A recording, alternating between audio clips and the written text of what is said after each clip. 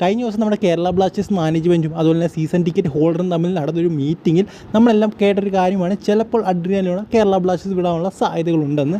കാരണം നിഖിൽ ഭരദ്വാജ് പറഞ്ഞത് അഡ്രിയാൻ ലൂണയ്ക്ക് ധാരാളം ഓഫേഴ്സ് വരുന്നുണ്ട്, അതുകൊണ്ട് തന്നെ ചിലപ്പോൾ അദ്ദേഹം ആ ഒരു ക്ലബ്ബുകളിലേക്ക് പോകാനുള്ള സാധ്യതയുണ്ടെന്നാണ്. സോ നമ്മളെല്ലാവരും വിചാരിച്ചു അങ്ങനെയാണെങ്കിൽ ലൂണ പോയിക്കോട്ടെ, കാരണം കേരള ബ്ലാസ്റ്റേഴ്സിനെക്കാട്ടിലും അദ്ദേഹത്തിന് മറ്റൊരു ക്ലബിനെയാണ് ഏറ്റെടുക്കാൻ താല്പര്യം, അല്ലെങ്കിൽ അവിടോട്ടാണ് പോകാൻ താല്പര്യം എങ്കിൽ അദ്ദേഹം പോയിക്കോട്ടെ. കാരണം അദ്ദേഹം നേരത്തെ പറഞ്ഞിട്ടുള്ളൊരു കാര്യമാണ് അദ്ദേഹത്തിൻ്റെ ആ ഒരു കരിയറിൻ്റെ എൻഡ് വരെ അദ്ദേഹത്തിന് കേരള ബ്ലാസ്റ്റേഴ്സ് നിൽക്കണം എന്നുള്ള കാര്യം.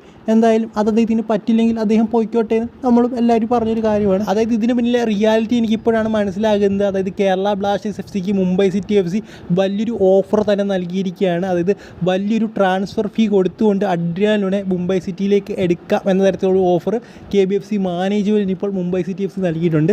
അതായത് പന്തിപ്പോൾ കേരള ബ്ലാസ്റ്റേഴ്സ് മാനേജ്മെൻറ്റ് കോർട്ടിലാണുള്ളത്. അതായത് കേരള ബ്ലാസ്റ്റേഴ്സ് മാനേജ്മെൻറ്റ് വിചാരിച്ചു കഴിഞ്ഞാൽ അഡ്രിയാൻ ലൂണ ഇപ്പോൾ നിലനിർത്താൻ സാധിക്കും, അല്ലെങ്കിൽ Adrian Luna Mumbai city F സിയിലേക്ക് പോകും എന്ന് ഏതാണ്ടൊക്കെ ഉറപ്പായി കഴിഞ്ഞു. പെരേര ഡയസിന് സംഭവിച്ച സെയിം അവസ്ഥ തന്നെയാണ് ഇപ്പോൾ അഡ്രിയാൻ ലൂണയ്ക്ക് സംഭവിക്കാൻ പോകുന്നത്. അതായത് അവസാന നിമിഷമാണ് Mumbai city F C Pereyra ഡയസിന് സൈൻ ചെയ്തത്. എന്നിട്ട് കേരള ബ്ലാസ്റ്റേഴ്സ് മാനേജ്മെൻറ്റ് പറഞ്ഞത് പെരേര ഡയസിന് നമ്മുടെ ഓഫർ അംഗീകരിക്കാതെ മനഃപൂർവ്വം മുംബൈ സിറ്റി എഫ് സിയിലേക്ക് പോവുകയായിരുന്നു എന്നാണ്. എന്തായാലും ആ ഒരു കറക്റ്റ് സംഭവം തന്നെ അഡ്രിയാൻ ലൂണയുടെ മണ്ടയ്ക്കും കേരള ബ്ലാസ്റ്റേഴ്സ് മാനേജ്മെൻറ്റ് കെട്ടിവെക്കാൻ ശ്രമിക്കുന്നുണ്ടെന്നാണ് എനിക്ക് തോന്നുന്നത്. കാരണം മാനേജ്മെൻറ്റ് പ്രശ്നമില്ല, അത് അഡ്രിയാൻ ലൂണ അദ്ദേഹം തീരുമാനിച്ചു, അദ്ദേഹം പോയി എന്ന രീതിയിലേക്ക് മാനേജ്മെൻറ്റ് മനഃപൂർവ്വം കെട്ടിവെക്കുകയാണെന്നാണ് എനിക്ക് തോന്നുന്നത്. സോ സംഭവം ഇങ്ങനെയാണെങ്കിൽ അത് വളരെ മോശമായിട്ടുള്ളൊരു കാര്യമാണ്. കാരണം അഡ്രിയാൻ ലൂണയെ പോലൊരു മിഡ്ഫീൽഡറെ കേരള ബ്ലാസ്റ്റേഴ്സിന് കിട്ടുക എന്നുള്ളത് വളരെയധികം പാടായിട്ടുള്ളൊരു കാര്യമാണ്.